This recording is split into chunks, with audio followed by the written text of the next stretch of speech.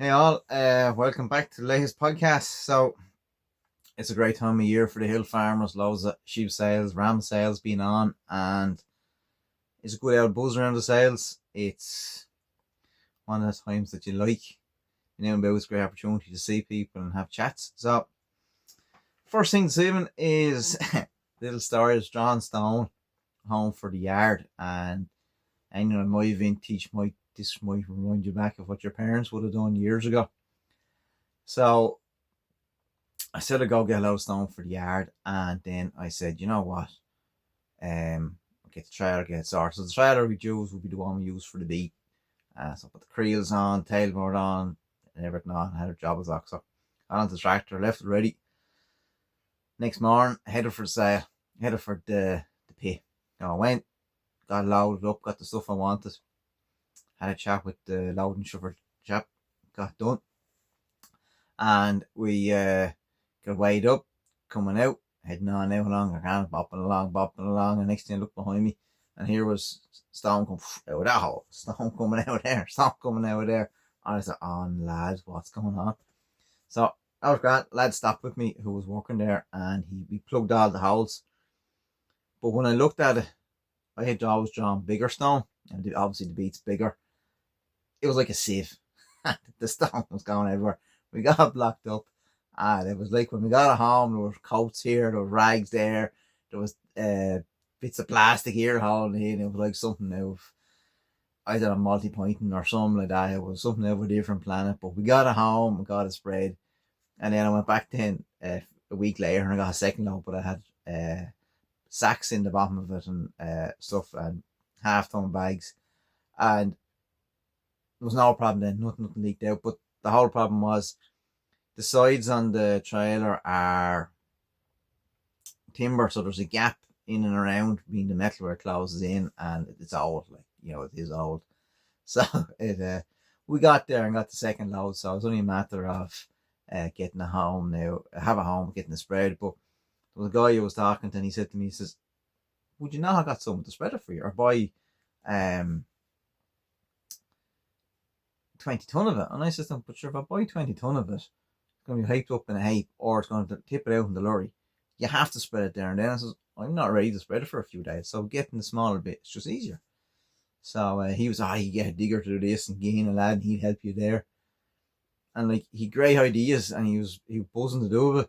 But realistically, I want to put it in a few places, tidy it up, and it'd be nice and handy. I'm not explaining with the shovel, but he was the younger generation. He's I do this and do that and do the other. It was a good old chat, but no, it's home now and it's done. But it was interesting. It was an interesting journey home.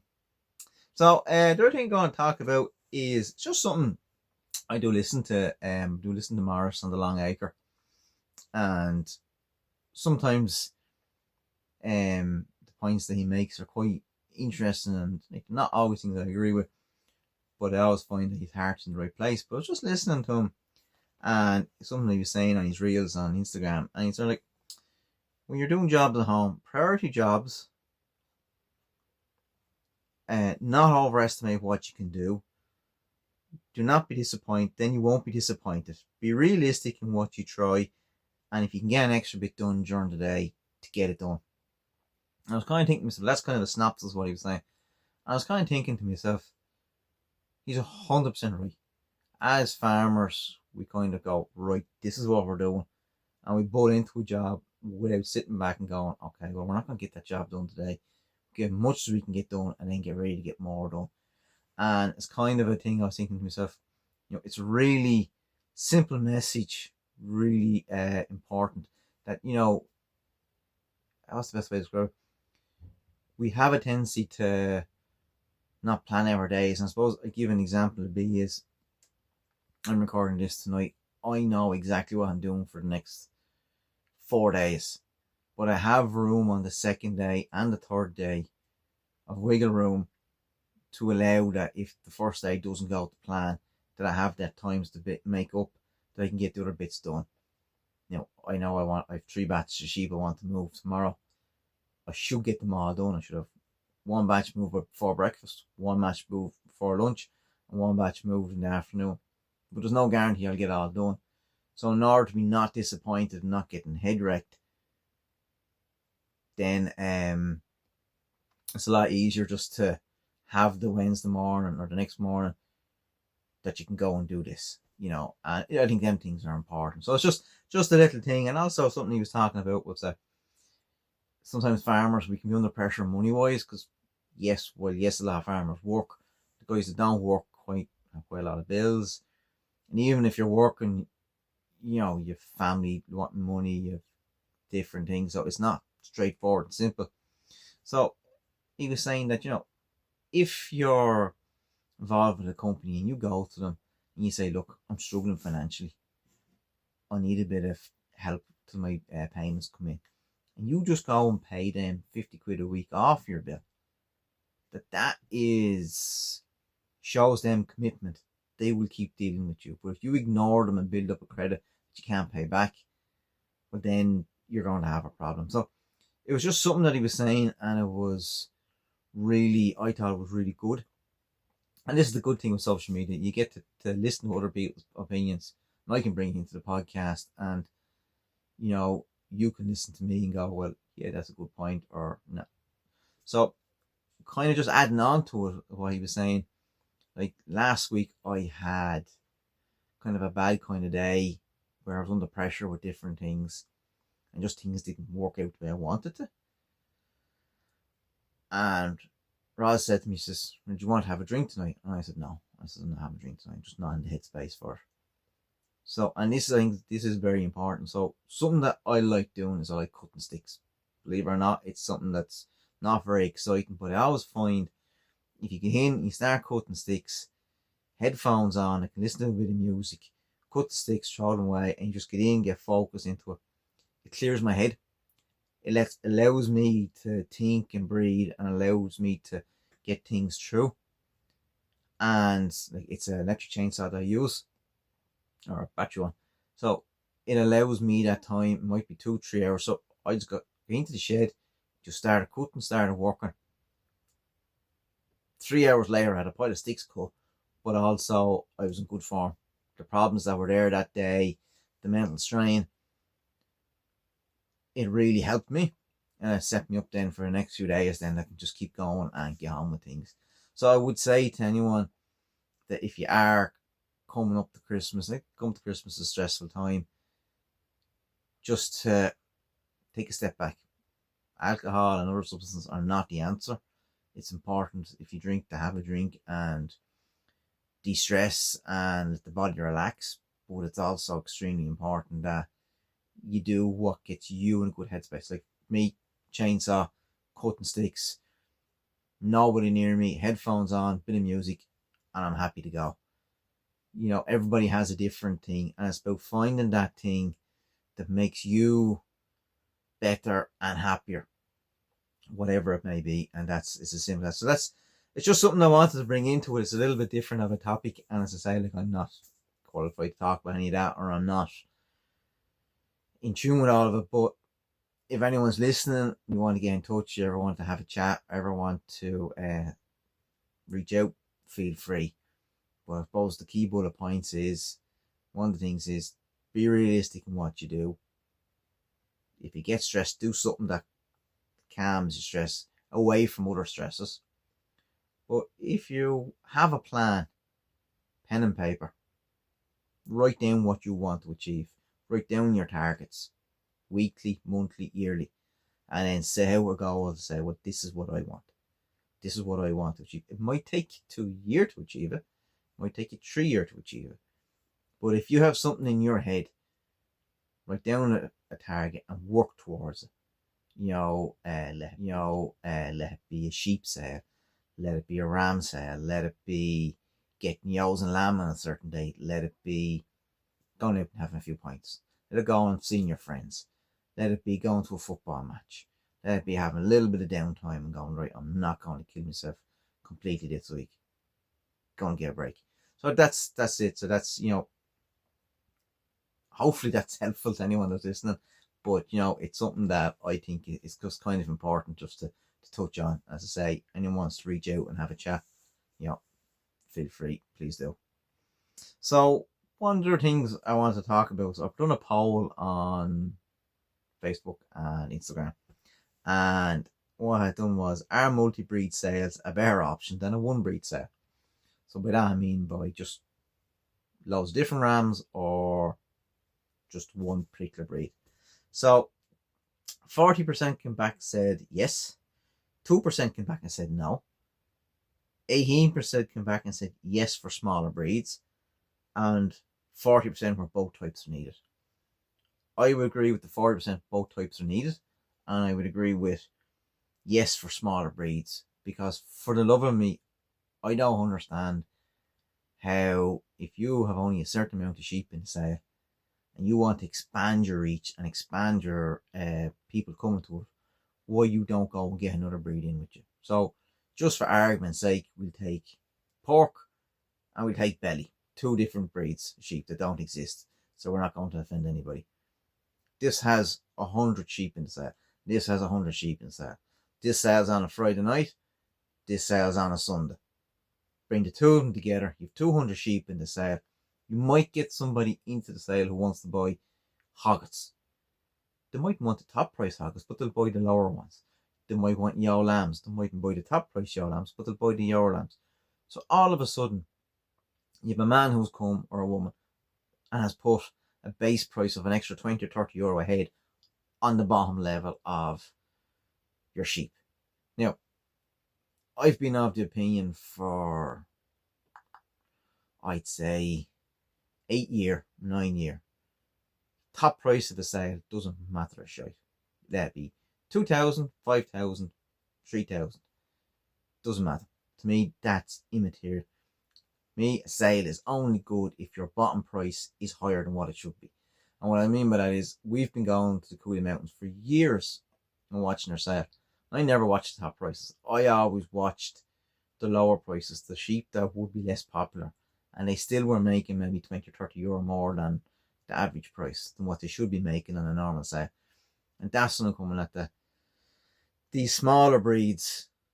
Come together, make a day of it, get more people to it, get a breed that suits you to work together and make something of it. Not always possible, everybody wants to have their own day, but that's what I was coming at, because like the multi-breed sales, to me, I think are very important. Like, we've been at the Big Boy Ram sale, we're going to Monaghan Hamilton on Friday night, we're going to the Blessingtown sale on the Saturday, hopefully, if we're up in time. And like, it's them sales where a lad can go, right, I need a horned ram, and he goes in, right, I have 400 euro to spend. The males come through, every ram makes 450. He doesn't get one. So the Larnax comes in next, he gets a 400 euro ram. That's his budget. Gets his ram, he goes home happy. He has his ram. And that's where them sales are important. The question I might ask is,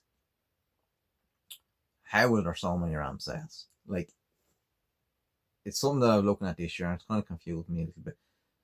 From everyone I've been talking to, cutting down sheep numbers. Everyone I've been talking to got rid of the old jobs. Everyone I've been talking to, not keeping as many breeding ewes. Yeah. Loads of ram sales. Loads of ram sales. There's really more ram sales, rams being sold in the country than there is breeding ewes.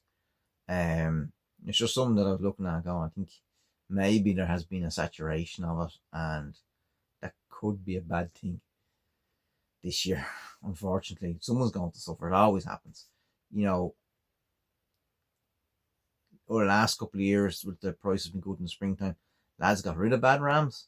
But this year they seem to go, oh no, everyone wants these rams. So it might not be the case this year, but we'll wait and see. Look, we were at the Blessingtown show and sale for the Roundwood Cheviot Premier sale on last Saturday.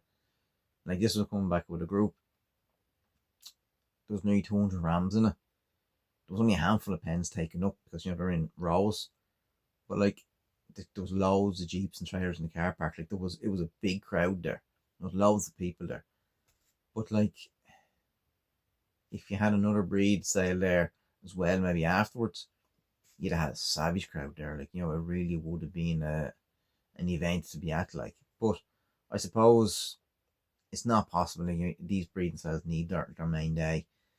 But like, that was a big sale of rams, yet the yard wasn't full, but the car park was full. You know, it's just it was easy to walk in, it was easy to pick out your rams. Like, but I suppose every sale and every breed has its kind of its thing and its choice.